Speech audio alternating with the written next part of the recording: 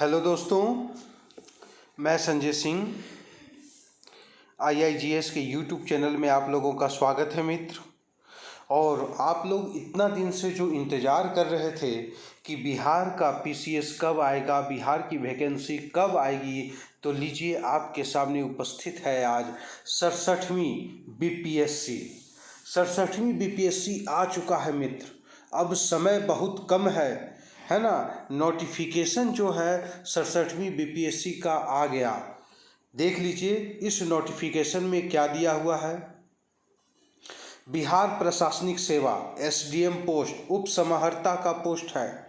राज्य कर सहायक आयुक्त का पोस्ट है।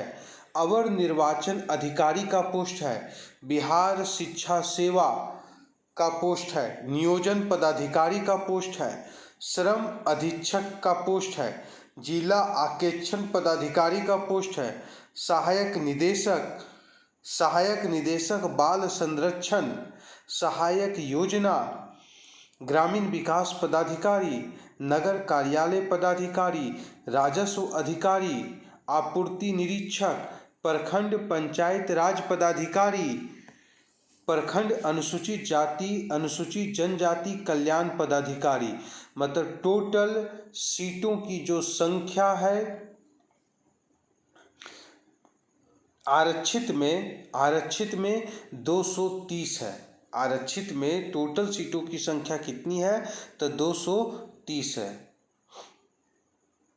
ऐसे कुल पद जो दिए गए हैं वो देखिए यहाँ पर कुल पद है 555 है। कुल पदों की संख्या कितनी है, तो 555 पद हैं। तो अब आप लोग तैयारी में जुट जाइए, क्योंकि नोटिफिकेशन जारी हो चुका है। और नोटिफिकेशन जारी होने के बाद है ना, लगभग 2 मंथ आपको समय मिलेगा BPSC के प्रिपरेशन करने में। PT का एग्ज़ाम होगा। PT का जो एग्ज़ाम होगा वो 150 अंकों का होगा मित्र। याद रखिए कितना अंकों का होगा, 150 अंकों का ये एग्ज़ाम होने वाला है। और 150 अंक जो होंगे, अब इसमें आपको कितना परसेंटेज लाना है।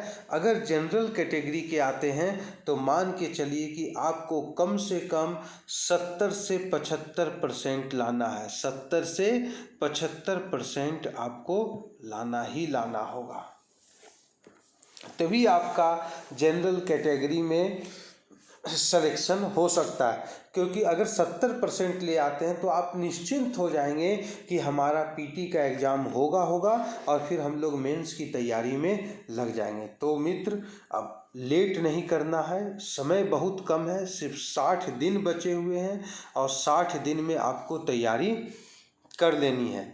आप लोग जानते हैं शैक्षिक जो योग्यता होती है BPSC का, तो वो आपका अलग अलग पदों के लिए अलग अलग होता है। लेकिन ऐसे आप किसी भी मान्यता प्राप्त विश्वविद्यालय से स्नातक की डिग्री आप लिए हैं तो आप इस फॉर्म को फिलअप कर सकते हैं। मान लीजिए जहाँ पर शिक्षा पदाधिकारी का पद है तो वहाँ पर कहीं कहीं B.Ed भी अनिवार्य कर देता है।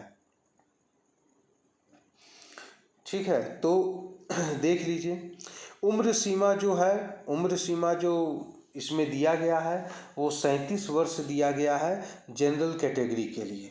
इस चीज़ को ध्यान में रखिएगा। उम्र सीमा जनरल कैटेगरी के लिए कितना दिया गया है, तो 37 वर्ष निर्धारित किया गया है। देखिए उम्र सीमा की जो बात की गई, 1/8/2021 से न्यूनतम उम्र सीमा 20 वर्ष, 21 वर्ष, 22 वर्ष और अधिकतम अनारक्षित पुरुष के लिए 37 वर्ष निर्धारित किया गया है। इस चीज़ को ध्यान में रखिएगा। ठीक है, अन्य पिछड़े वर्ग जो होते हैं उनके लिए 40 वर्ष है। महिला जो है अनारक्षित महिला है तो उनके लिए भी 40 वर्ष उम्र सीमा होगा। ठीक है, और अनुसूचित जनजाति के जो पुरुष और महिला हैं अनुसूचित जाति जनजाति के, तो उनके लिए 42 वर्ष आपको दिया गया। बिहार के हैं, अगर झारखंड से आप BPSC का फॉर्म भरते हैं और झारखंड आपका आवासीय बना हुआ है, बिहार के आप अस्थायी निवासी नहीं हैं, तो बिहार के जनरल कैटेगरी में आपको फाइट करना पड़ेगा। और वहाँ पर जनरल की जो उम्र सीमा दी गई है 37 वर्ष, वही आपके लिए भी उम्र सीमा होगा। इस चीज़ को ध्यान में आपको रखना है।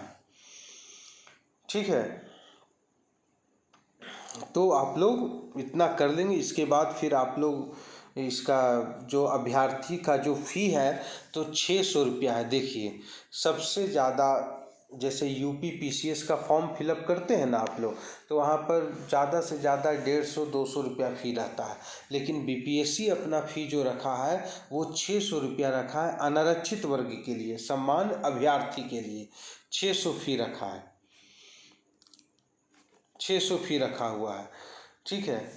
अनुसूचित जाति जनजाति जो बिहार के हैं उनके लिए 150 फ़ी है।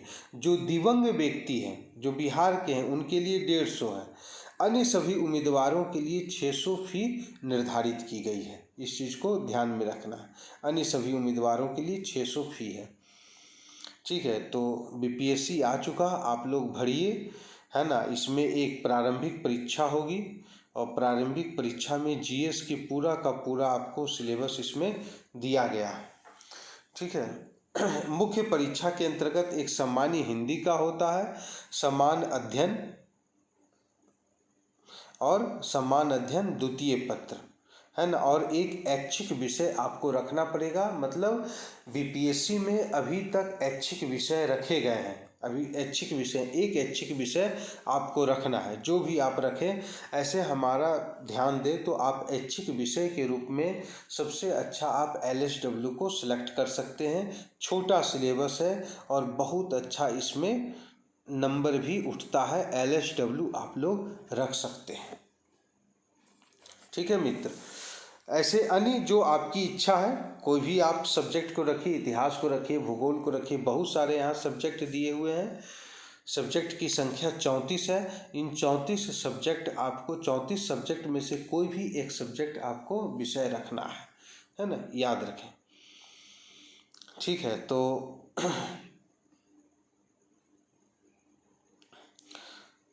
तो फॉर्म फिलअप कर दीजिए आप लोग और तैयारी में लग जाइए, समझ गए। देखिए ऑनलाइन आवेदन प्रारंभ करने की तिथि कब दी गई है, तो 30/9/2021 से ऑनलाइन आवेदन होगा। सोचिए महीना का जो अंतिम दिन है उससे 30 तारीख से ऑनलाइन होगा आवेदन, और 5/11 तक, मतलब मान के चलना है कि आपको एक मंथ 6 दिन का समय दे रहा है। एक मंथ 6 दिन, 5 दिन का जो समय दे रहा है, और एक महीने 5 दिन के अंतर्गत आपको ये फॉर्म को फिलअप करना है, ठीक है। पेमेंट ऑनलाइन मोड में करना है, पेमेंट ऑनलाइन, फॉर्म भी फिलअप जमा करना है, ठीक है।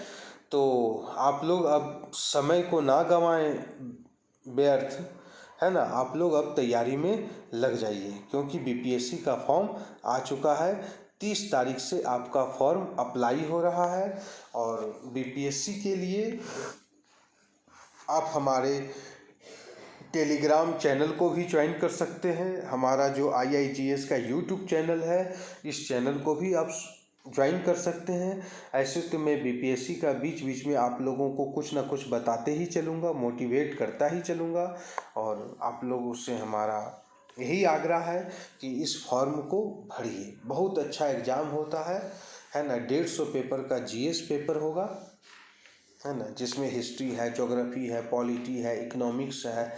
20 नंबर का आपका बिहार का जीएस आपको पूछेगा, ठीक है मित्र। तो आप लोग भरें बीपीएससी को।